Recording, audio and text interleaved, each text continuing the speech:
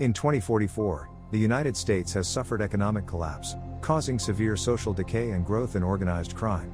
In addition, a strange mutation has occurred in 10% of the population, giving them minor telekinetic powers, manifested by their ability to float small objects. They are referred to as TKs. 30 years into the future in 2074, time travel is invented, but is immediately outlawed.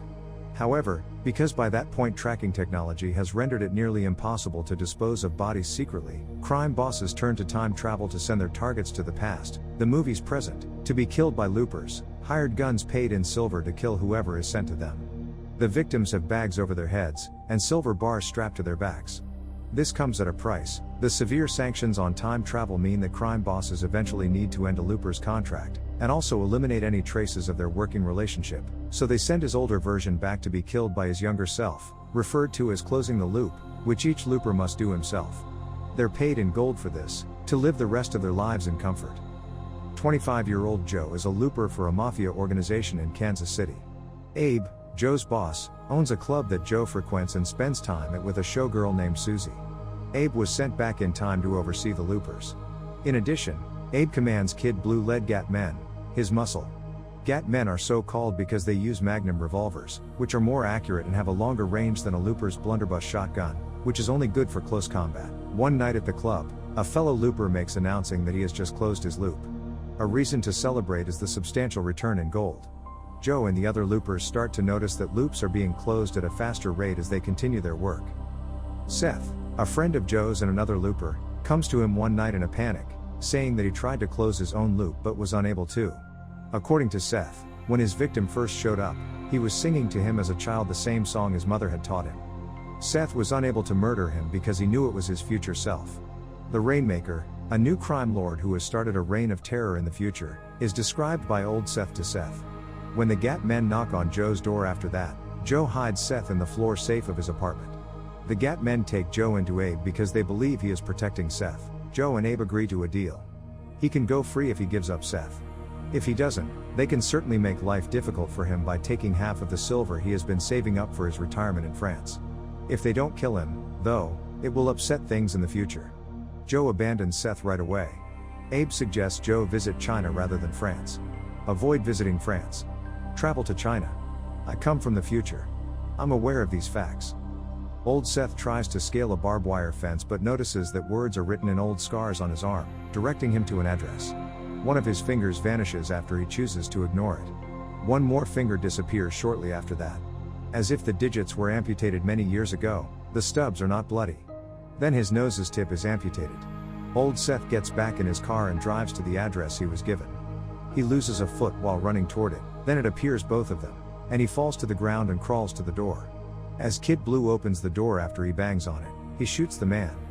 Behind the shooter, young Seth is visible and audibly breathing on a table where his body parts were being chopped off. Joe keeps killing people. He goes to a diner and studies his French after each murder.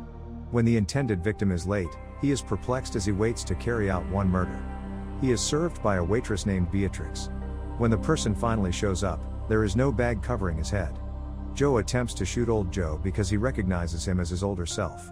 Old Joe spins around and deflects the projectile with the gold on his back. Joe is knocked out by a punch after he grabs a gold bar and throws it at him. After waking up, Joe discovers a note telling him to leave the city. Instead, Joe goes back to his apartment and discovers that the Gat Men have been searching it and have taken all of his silver.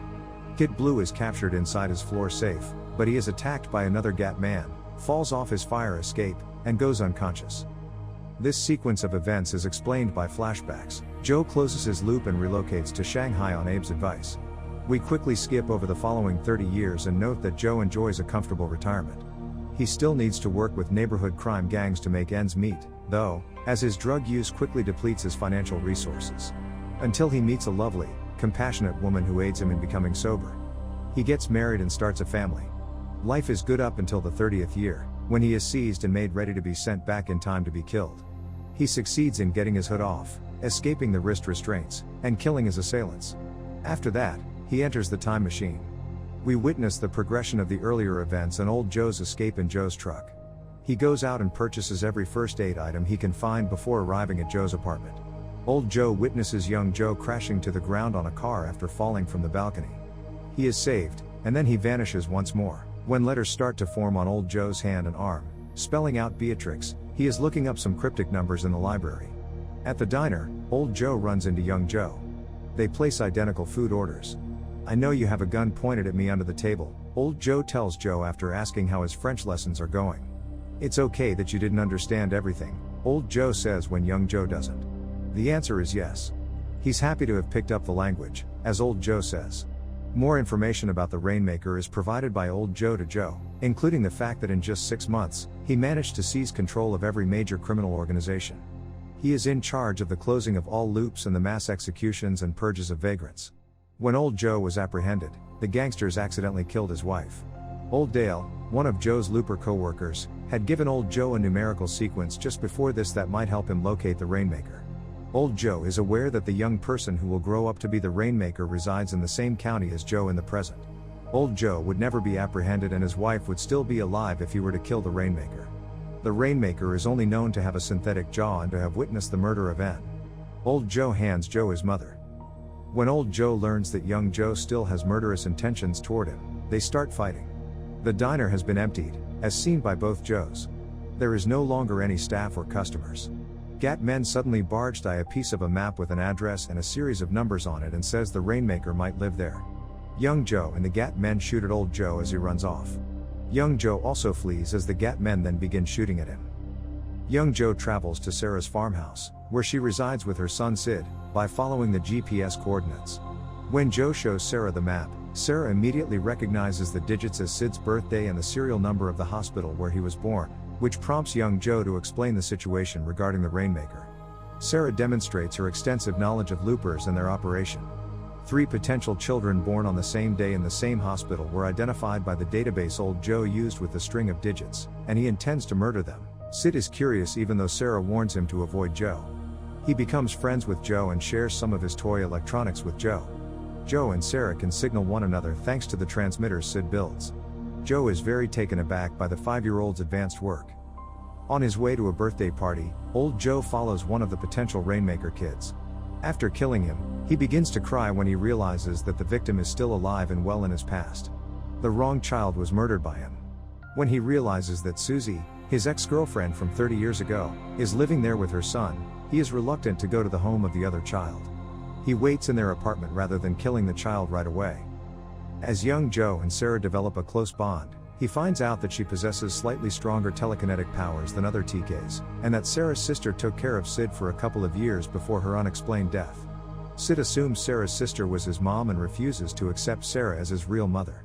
Sarah is seen to be afraid of Sid, dashing to her room and seeking refuge in a safe when Sid angrily accuses her of lying about their true connection. On the following day, one of the GAT men, Jesse, arrives in search of Joe.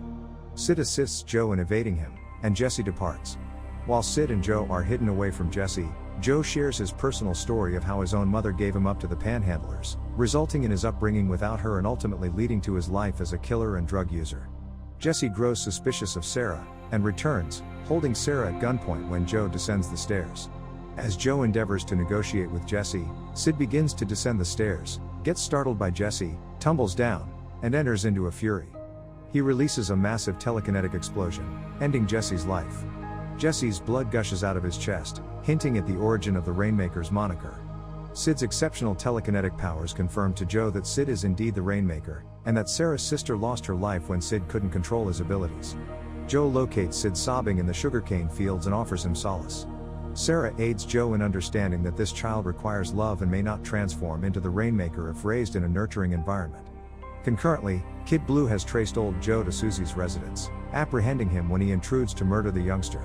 Young Joe advises Sarah and Sid to abscond, deducing that his superiors and/or old Joe will go after the farmhouse. Old Joe manages to escape, slaughtering Abe and all the GAT men except for Kid Blue, who suffers a gunshot wound to the foot.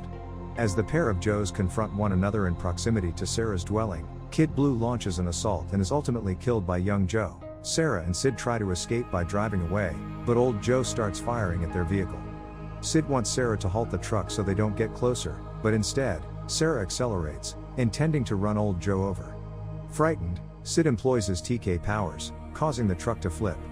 He and Sarah attempt to seek cover in the sugarcane field. Old Joe tries to shoot them, and the bullet grazes Sid's cheek. Sid enters a rage, unleashing a TK blast that suspends Sarah and Old Joe in midair. Joe follows Old Joe in his own truck, which is toppled by the TK surge.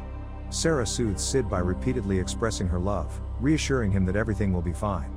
Sid relaxes and ceases his TK outburst. Sarah embraces Sid, who calls her mom for the first time, demonstrating to Joe that Sid can be controlled. Regaining consciousness, Old Joe seizes his gun, preparing to shoot Sid. Sarah directs Sid into the cane fields and shields him with her body, preventing Old Joe from firing. Eventually, Old Joe shoots Sarah through the heart.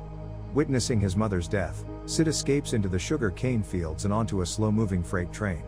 In a flashback, just before the shot, young Joe comprehends that by shooting Sarah and injuring Sid, Old Joe creates the vengeful child who will become the Rainmaker without his mother's affection. He also realizes that killing Old Joe won't close the loop and Old Joe will persist. Young Joe aims his gun at himself, pulls the trigger, and dies, closing the loop from his end. Instantly, Old Joe vanishes. Sarah tenderly tucks Sid into bed after treating the cut on his face caused by Old Joe's gunshot. Sarah then returns to the sugar field and observes the ground surrounding the overturned truck littered with gold bars, which Old Joe had stolen from Abe's base. Sarah and Sid will now be financially secure. She approaches young Joe's lifeless body in the field, taking a moment to gently stroke his hair, recalling how he confided in Susie that his own mother used to comfort him in the same manner.